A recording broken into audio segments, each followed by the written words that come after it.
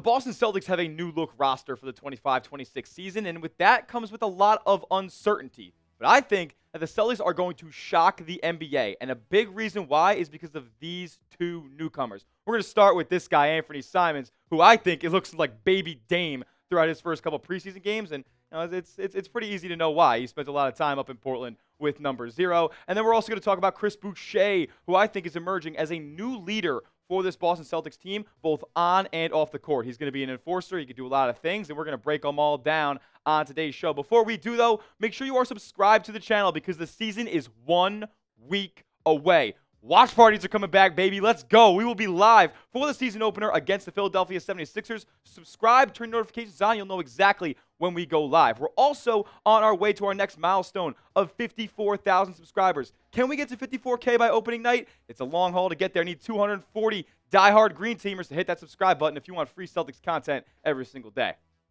We're going to start with Anfernee Simons here, as his first 2 preseason games I thought were really, really solid, especially on the offensive end. And that's not anything new to basketball fans out there. We know that Anfernee Simons is a microwave scorer. 18 points in his debut against the Toronto Raptors, was a +1 in that game. But in the game against Cleveland, he was just letting them fly, man. 6 threes made in that game. His only 6 field goals that he actually connected on, but he was looking awesome. Never going to be a, crazy above average distributor, so the assist numbers are going to be down. He is a little bit, chaotic with the ball at times because he's so twitchy and so fast that, turnovers are going to come as well. But, he's going to get more polished in due time as he gets, more acclimated to this Celtics team and roster with how, clean they like to keep things on offense.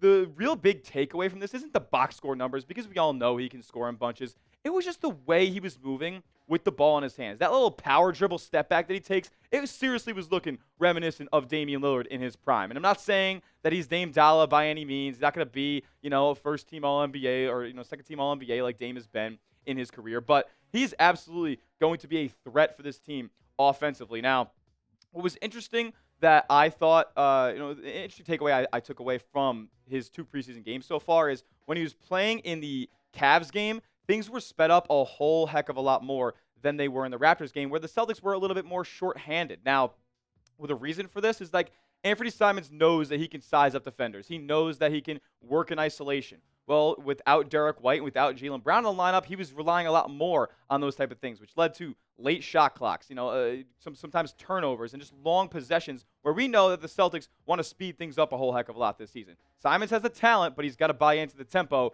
of what Boston is doing, and he did that in his game against the Cavaliers, where he had a 107.8 pace, a literally 13% difference on that one. Now, is the one big red flag with Anfernee Simons is obviously going to be his defense. But I was reading up and I was watching the tape from what we saw in the Cavs game, and it looked pretty solid for the most part. He was getting out on closeouts. He was rotating pretty solid. He was never really in the wrong position or too much or too often. So I don't have the craziest concerns about the defense on Anfernee Simons, especially when you consider that I don't know how likely it is that he ends up closing basketball games because it doesn't look like he's going to be starting for the Boston Celtics either. It looks like he will be coming off the bench normally, with Peyton Pritchard being in all the starting lineups so far for the Celtics in the preseason. It just looks like that's the way that Coach Mazzulla is trending towards having his lineup be at least at the start of the season. Now, is Anfernee Simons potentially going to average more points per game? Is he going to maybe shoot a higher three-point percentage than Peyton Pritchard? Sure. But as far as being a floor general, somebody who's familiar with the system and what the Celtics want to do on both ends of the floor, it makes sense that Pritchard would be the starting point guard here, at least to begin the 25-26 campaign. Now, Simons, this is a role that he hasn't really been comfortable with for a couple of years now. He's been the lead guard in Portland for, at least the past 3 seasons. So, the bench isn't really something that he remembered all too much. Here's what he had to say about the situation. He said, at first, I was kind of overthinking it. But, once I got out there, I felt a little, more comfortable.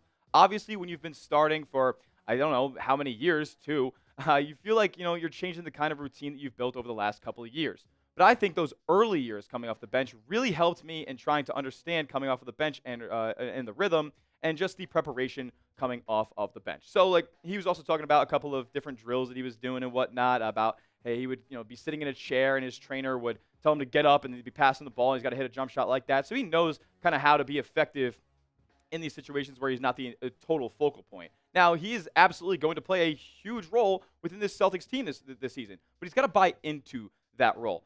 in Anfernee Simons making $27 million this upcoming season, I don't know how likely it is that he ends up getting that type of dollar amount next offseason with the way that things are trending with these, high volume, high paced guards who really don't play both sides of the floor like that. The NBA is kind of trending away from those types of guys getting big contracts. So Simons is going to have to buy into his role. He's going to have to buy into being a defender. He's going to have to buy in to making winning plays in order for the Celtics team to succeed and in order for him to see a big payday next offseason. Now, is that going to come with the Celtics? I don't really know. But as far as where he is in this team right now and is getting acclimated with his new teammates, Bobby Krisky had this to say about Simons playing alongside Peyton Pritchard in some scenarios. He said that finding out his game and obviously having a consistent communication with him, Simons notes playing with Damian Lillard and CJ McCollum as being able to create space for them. And he says it's helpful to developing synergy with Peyton Pritchard there. So, he's played with, small scoring guards before. I don't think it's going to be something that he's totally unfamiliar with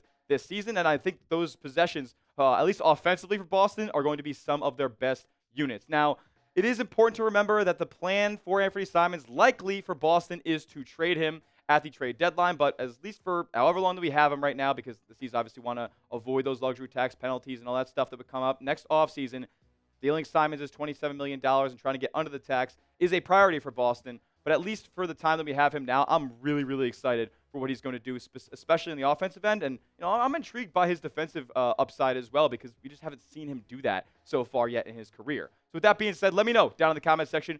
Grade Anfernee Simons' 2 preseason games so far. Get out your red pens and give a grade down below. A, B, C, D, or F. How do you guys think that Simons has fared so far in his 2 games in Boston?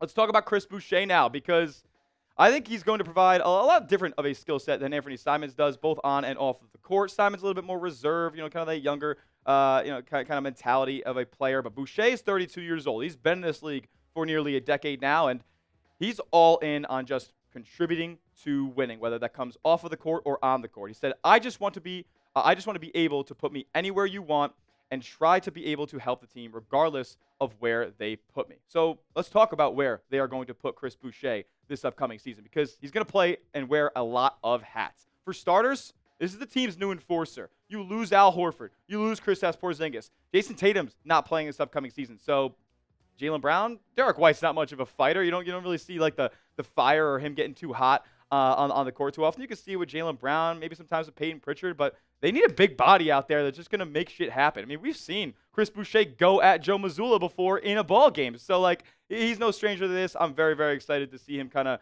take charge and be that little, physical presence that the Celtics have kind of been lacking here with the free agent losses and trade losses that they've had this offseason. We'll talk more about Boucher and the actual skill set he's going to provide on the basketball court. But first, I got to show you guys these awesome Celtics hats that are continuing to fly off the shelves. This one with the corduroy in the script is awesome. This one with the retro look is pretty cool as well. The cream top colored brim is really in right now. Chatsports.com/Celtics hats to get yours today. Love this khaki look as well as the fall's getting in full swing. This would go well with a little hoodie and a flannel look. And what about this one with the skyline in the background? All these and more at this link right here, chatsports.com/Celtics hats. These are just my favorite that I pulled out, but you can get them all here at this link that's in the comment section and description of today's video.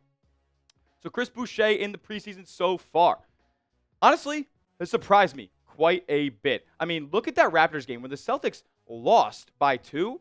He was a plus 22 in that game in only 23 minutes. 19 points, 9 boards. Now, is he going to be putting up that type of stat line on the regular for Boston? Probably not. I would probably see something more along the lines of the Memphis game, maybe a couple more rebounds on average. But he had 11 in that one, 4 boards. One of them was an offensive rebound. And then the Cavs game, I mean, he played 11 minutes. He was also a plus 12 in that time as well, was efficient, grabbed a couple of boards and just did his thing out there. That was a blowout, so I'm sure Mazzulla wanted to get a couple more looks to some of the guys who won't be seeing as much action once the regular season rolls around. Now, as far as where Chris Boucher is going to make his money with the Boston Celtics this season, rebound, rebound, rebound. Joe Mazzulla has been literally preaching all training camp, all preseason, that if 5 guys aren't rebounding, I'm putting a new 5 in. Well, Boucher is a guy that gives energy in that area of the game 100% of the time. Listen to what his former teammate Garrett Temple had to say about Boucher when Boston went up to the 6. He said he's the guy that you love to have on your team and hate to play against. That's where the enforcer stuff comes in. I've always said he is the best offensive rebounder in the NBA. In the NBA, he doubled down on that statement. And like I said, Mazzulla has been very, very short-leashed when it comes to guys not fighting on the glass for these rebounds, both on the offensive and defensive end. Specifically, when teams get and generate more possessions on offensive rebounds, that's when Mazzulla is yanking his guys in the preseason here. We'll see how crazy that ends up being once the regular season rolls around, but he's setting a precedent right now. This team needs to rebound. Lost Al Horford, lost Luke Cornett, lost Porzingis, lost Tatum. Probably 4 top rebounders on the roster. They're gone now. People got to fill the shoes, and if they're not going to play for Joe Mazzulla. Now, as far as Mazzulla, where's Boucher at with the skill set? He can do a lot with the ball. He's a 3-level scorer, is really expanding his range from the outside, and he's also honestly a pretty solid defender when he gets close to the paint as well. I like him. He can move, and he doesn't want to be called a big out there. He's a versatile kind of X-Factor, Swiss Army knife type of player, and I think it's going to show itself both on the court and off of the court. I think his off-court presence with the inflection of youth that's been put into this Celtics team is really going to pay dividends here, as those guys are probably going to see more minutes than they really expected to if you looked at last season's roster. Boucher said this about being a mentor to the young guys on this new Celtics team. He said, I think that the way you do that is just by being in the gym every time, talking, and then making sure that you ask questions, even though you don't have to ask them how their day was, but that starts there.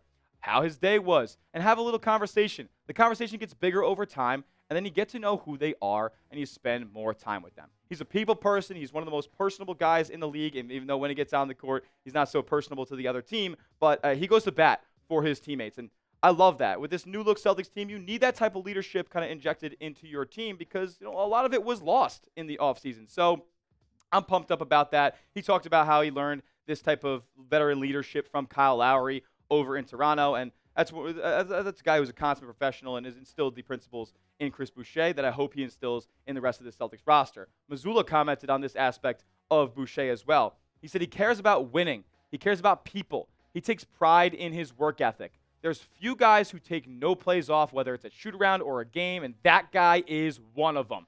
It's impressive, 32 years old, to have the energy that he does on and off of the court. If there's one thing that Joe Mazzulla cares about on this Boston Celtics team, no matter who is wearing the jerseys, energy and effort. Boucher has both, and there really isn't any questions about that. His motor never turns off. I'm really excited to see him play this year. Honestly, I expect him to be very featured in this Celtics lineup. I expect him to start. I expect him to finish games fairly frequently. Is it going to be every game? No, because I think with the way that the Celtics kind of have their roster constructed, there's a couple of guys who could start at the 3, a couple of guys who could start at the 4, and even at the 5 on a night-to-night basis. Boucher could start at multiple positions in many games this upcoming year. If there's one thing I'm certain of, though, he is going to play a lot of minutes here, as the Celtics front court is very unproven at this point. With that being said, we've kind of gone back and forth about who could start for the Celtics at that 4 spot. Who starts more games this upcoming season? If it's Chris Boucher, type 99 in the comment section. If it's Sam Hauser, drop a 30. Jersey numbers down below of who ends up starting more games for the Celtics this upcoming season. And that will do it for today's show. Give me a follow over on Twitter because we're going to talk more C's as the season gets closer and closer at Tyler J. Smith. 2 H's because the name's common, but I am not. And make sure you subscribe to the channel as well. YouTube.com/Celtics TV for the latest and greatest on your C's as the season gets closer and closer. I'm fired up. Subscribe to the channel. We'll be live for the season opener as well. We'll see you guys in the next one. And as always, let's go C's.